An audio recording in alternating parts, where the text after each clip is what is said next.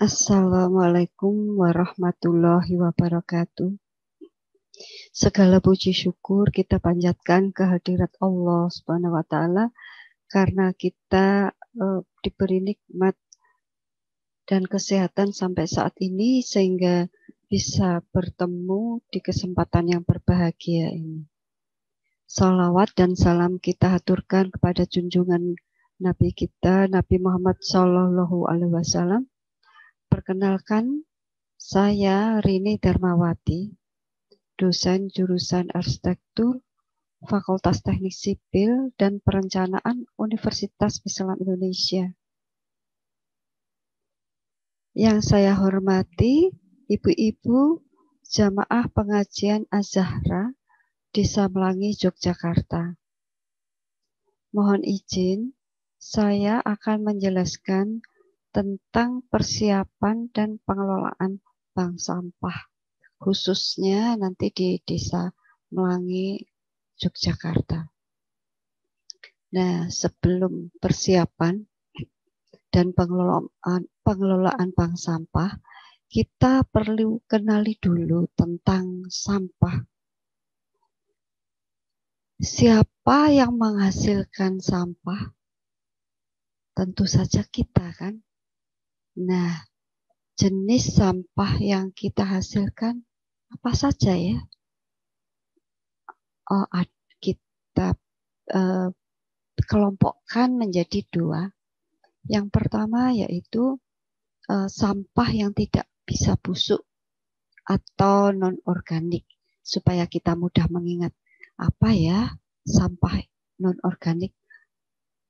Ya, ini sampah yang tidak bisa busuk. Ini pada gambar terlihat ada karton, kertas, kaleng-kaleng, saset.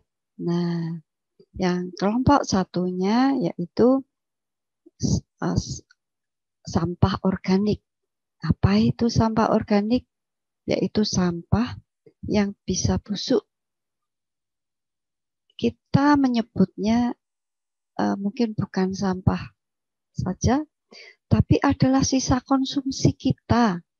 Ya, kenapa sisa konsumsi kita? Kalau kita makan, mungkin ada yang tidak habis, atau mungkin sisa sayuran yang kita masaknya terlalu banyak, kemudian sisanya kita buang. Nah, daun-daun kering ini juga termasuk sampah organik. Sampah, nah kita apakan coba ya, ini sampah lagi ya. Kita apakan sampah-sampah kita supaya rumah kita bersih. Coba ibu-ibu kegiatan sehari-harinya, mungkin ada yang pertanyaan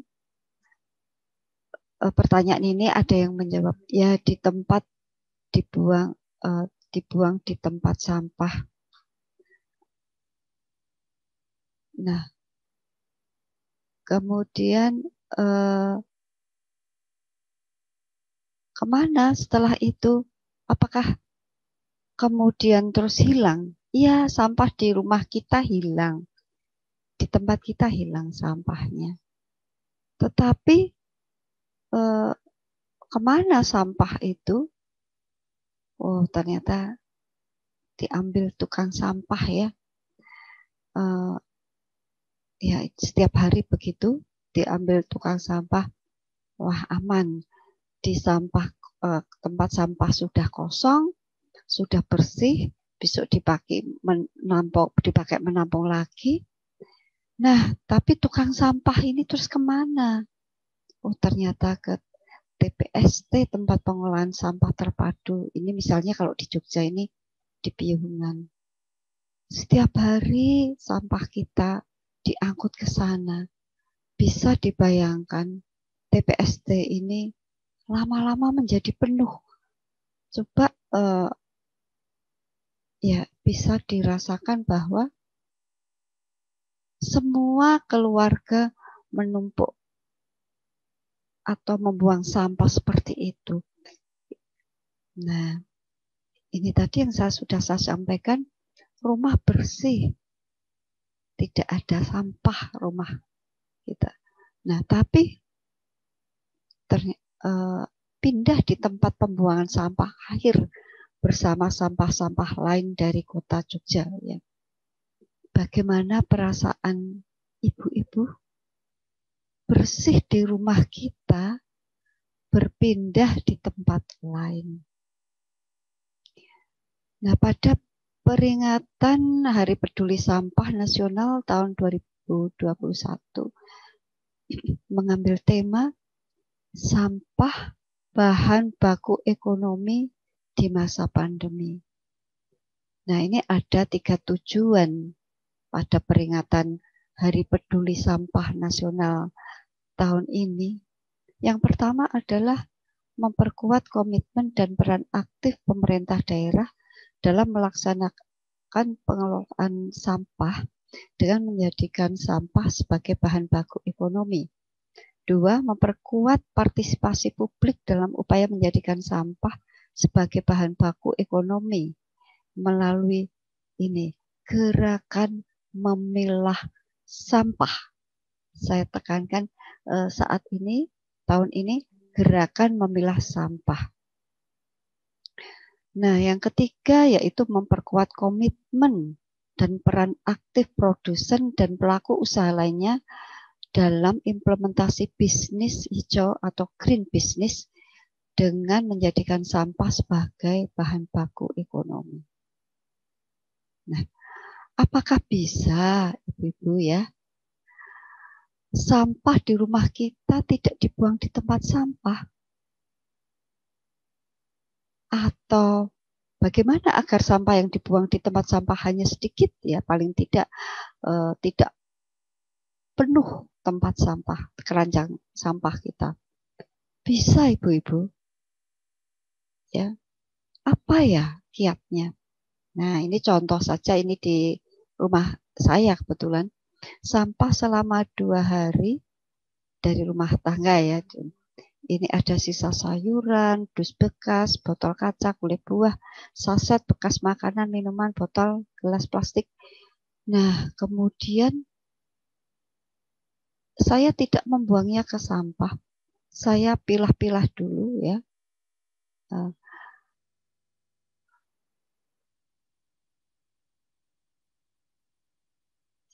Tidak dibuang di tempat sampah, tetapi dikelola bank sampah. Ada yang saya buat kompos dan ekobrik.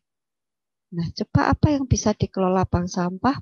Dus bekas, jadi yang non-organik tadi dikelola bank sampah. Jadi saya kumpulkan, kemudian nanti saya serahkan ke, kebetulan saya ketua bank sampah di kampung saya. Jadi saya kumpulkan menunggu setoran dari teman-teman dari warga dusun saya, yaitu Dusun Blimbing Sari, Yogyakarta. Kemudian sisa sayuran saya buat kompos, saset ini saya buat ekobrik. Nah, ini akhirnya coba bisa dilihat ibu-ibu, keranjang sampah saya tinggal ini bahkan kosong ya. Masih ada sebenarnya sedikit yang memang tidak mungkin diserahkan ke pengepul nantinya. Ya. Nah, bank sampah adalah suatu sistem pengelolaan sampah kering secara kolektif yang mendorong masyarakat untuk berperan serta aktif di dalamnya. Sistem ini akan menampung, memilah, dan menyalurkan sampah bernilai ekonomi. Masyarakat bisa mendapat keuntungan ekonomi dari menampung sampah. Nah, tujuan dan manfaat bank sampah adalah strategi untuk membangun kepedulian masyarakat agar dapat berkawan dengan sampah. Nah, tapi kita berkawannya positif. Jadi untuk mendapatkan manfaat ekonomi langsung dari sampah. Ya. Bank sampah juga dapat dijadikan solusi untuk mencapai pemukiman yang bersih dan nyaman bagi warganya. Warga selain menjadi disiplin dalam mengelola sampah, juga mendapatkan tambahan pemasukan dari sampah-sampah yang mereka kumpulkan. Nah, ini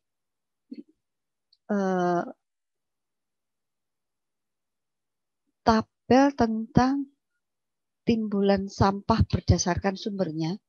Ini yang paling banyak adalah dari rumah, ya. Dari rumah ini beratnya 0,3 per orang per hari sampai 0,4. Dibandingkan dengan kantor, toko, sekolah, jalan ini hanya 0,1. Kalau sekolah hanya sedikit 0,020. Nah, yang banyak adalah dari rumah tinggal. Pada tabel 1 pada komponen sumber sampah ini ya, tadi sudah saya sebutkan 0,4 kilo per orang per hari.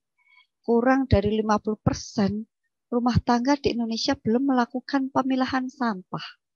Padahal sampah telah dipilah dengan baik jika ya dipilah dengan baik dapat memberi keuntungan. Komposisi di sampah bisa dilihat di gambar pada gambar di bawah ini, sampah organik yang paling banyak. Jadi tadi ini hampir 60%. Sampah organik itu tadi yang kulit buah, sayuran, sisa-sisa makanan.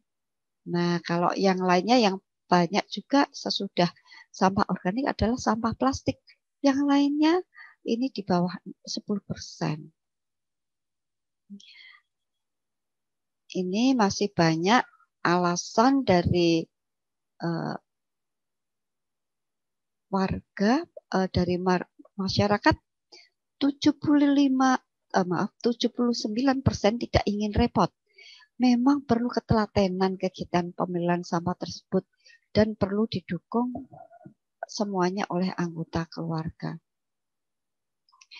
Nah, bagaimana ya tentang proses dan cara kerjanya?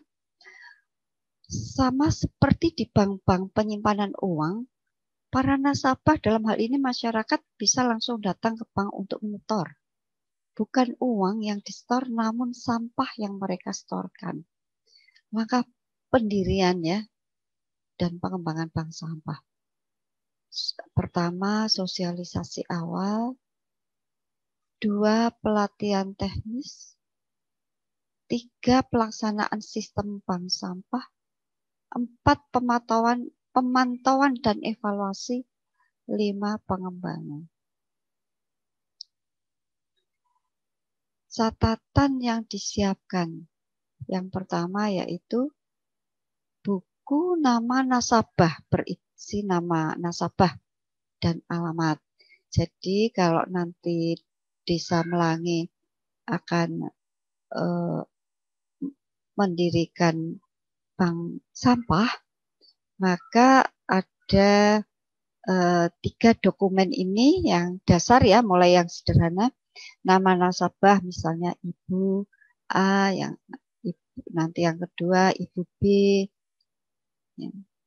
Yang kedua adalah buku administrasi berisi jumlah sampah yang disetorkan tiap nasabah. Jadi misalnya sampah plastik ini berapa gram atau ya biasanya sedikit ya kalau tiap rumah tangga, tapi nanti kan dikumpulkan beberapa kali pengumpulan. Nah, nanti itu hasilnya akan dicatat di buku tabungan nasabah. Nanti tidak terasa lama-lama misalnya ngumpul pertama, kedua, ketiga, mungkin dalam 1 tahun bisa diterima ya, alhamdulillah dari sampah ini bisa menghasilkan uang. Nah, pemilahan sampah rumah tangga yang pertama ini tahapnya, kemudian 2 penyetoran sampah ke bank. Bank ini maksudnya bank sampah ya. Kemudian 3 penimbangan. Ya, ditimbang dulu, kemudian 4 pencatatan, dicatat, kemudian 5 pengangkutan akan diangkut ke pengepul, bisa diambil, biasanya kalau sudah menumpuk diambil oleh ya pengepul atau mungkin yang lain ya. Nah, ini gambaran bank sampah memiliki manajemen layaknya perbankan, tapi yang ditabung bukan uang, melainkan sampah. Ya. Warga yang menabung disebut nasabah dan memiliki buku tabungan. Langkah berikutnya, sampah yang ditabung ditimbang,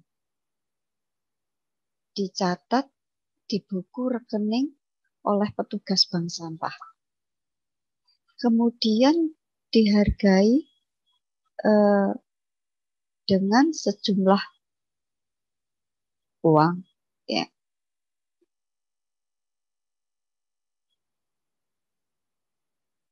Bagaimana cara memilah sampah? Ya. Dibuat kompos yang ini organik. Kemudian disalur yang organik, anorganik disalurkan ke bank sampah. Ada yang kategori residu nanti disalurkan ke tempat khusus, yaitu yang berbahaya ya, yang tidak bisa disalurkan ke bank sampah. Nah, ini sisa konsumsi, ya. Contohnya ini saya perbesar, ya. Ini kebetulan sampah saya sendiri ya, kulit pisang, ada kulit wortel, kulit sayuran, kemudian ini batang-batang bayam ya. Nah ini saya buat kompos. Saat itu kebetulan keranjang atau tempat kompos saya habis. Saya sederhana menggunakan karung ya, karung beras ini. Nah, kalau yang untuk bank sampah tadi ini ada contoh. Contoh catatan sederhana, rincian pemilahan sampah, ditulis jenisnya, berat, dan besar uang yang dihasilkan. Ini bisa dilihat ibu-ibu. Misalnya saya Bu Rini. Saat itu saya mengumpulkan kemudian dicatat oleh pengepul.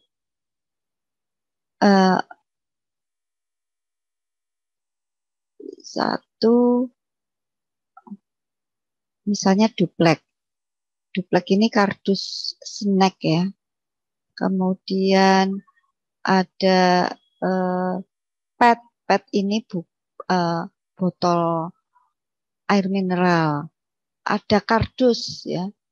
Ini beratnya sekian, 1 kilonya. Oh, beratnya ini misalnya kardus 1 kilo.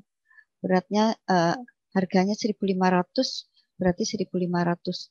Alhamdulillah sekali pengambilan saat itu kebetulan sampah saya kebetulan banyak, saya bisa mengumpulkan uang 10.750, tapi belum saya terima.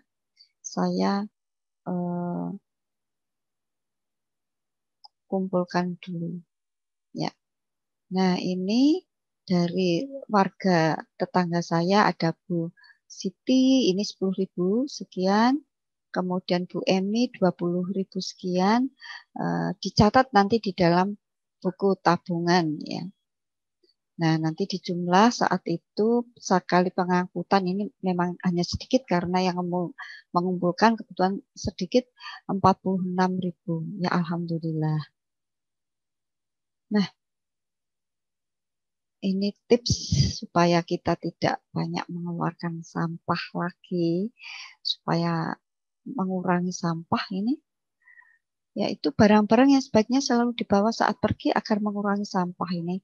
Membawa tas belanja, membawa tempat botol minum, sendok garpu, tempat makanan sendiri, serbet, paling tidak mengurangi penggunaan tisu. Kemudian ini yang jangan lupa hand sanitizer, masker. Nah, ini ekobrik tadi. Jadi saset-saset tadi bisa dibuat ekobrik. Jadi tidak dibuang ke sampah, tidak menumpuk ya. Saset bungkus mie instan dan sebagainya ya, sabun cuci baju, maka bisa dibuat ekobrik. Eko dan brik artinya bata ramah lingkungan, disebut bata karena ia dapat menjadi alternatif bagi bata konvensional dalam mendirikan bangunan. Tapi memang ini perlu persyaratan, jadi tidak mudah sebagai bahan bangunan. Nah, apa yang perlu disiapkan yaitu saset. Ini sasetnya botol air mineral, bisa yang 600, bisa 1.500 ml. Stick ini dari bambu, gunting, timbangan. Stick ini nanti untuk memadatkan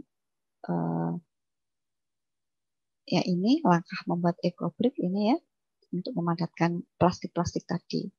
Jadi ini yang sudah dipotong-potong, kemudian dimasukkan di dalam botol, ya tadi sampah plastik kemasan tadi, dipotong-potong, kemudian dimasukkan ke botol. Nah, ini dipadatkan, tekan sampai penuh. Jadi supaya banyak yang akan diselamatkan ya, tidak dibuang di tempat sampah. Nah, ini kebetulan ekobrik di tempat saya luar biasa banyaknya. Jadi warga Blimbing Sari ini ya bersemangat sekali untuk menyelamatkan lingkungan. Karena terlalu banyaknya, kemudian saya buatkan rak. Ini kemudian saya susun, ini juga bisa sebagai partisi pembatas ruangan saya. Belakang ini gudang, supaya tidak terlihat dari luar, kemudian saya susun, saya tutup dengan ekobrik ini yang saya letakkan di dalam rak. Nah, ini bisa dibuat kursi dan meja. Ini dibuat kursi ini dilem ya, kemudian supaya rekat ini diikat dengan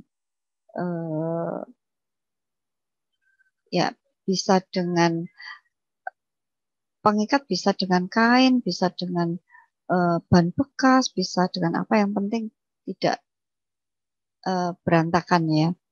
Nah, ini contoh karya sampai bisa dibuat meja, luar biasa. Ini juga kursi, luar biasa.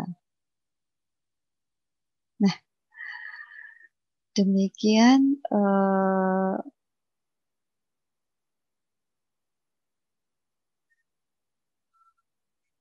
presentasi dari saya. Semoga bisa bermanfaat. Mohon maaf jika ada kesalahan, kekurangan. Semoga bisa menginspirasi ibu-ibu dari pengajian Az-Zahra di Samlangi, Yogyakarta. Marilah kita akhiri dengan membaca hamdalah. Alhamdulillahirabbil alamin. Assalamualaikum warahmatullahi wabarakatuh.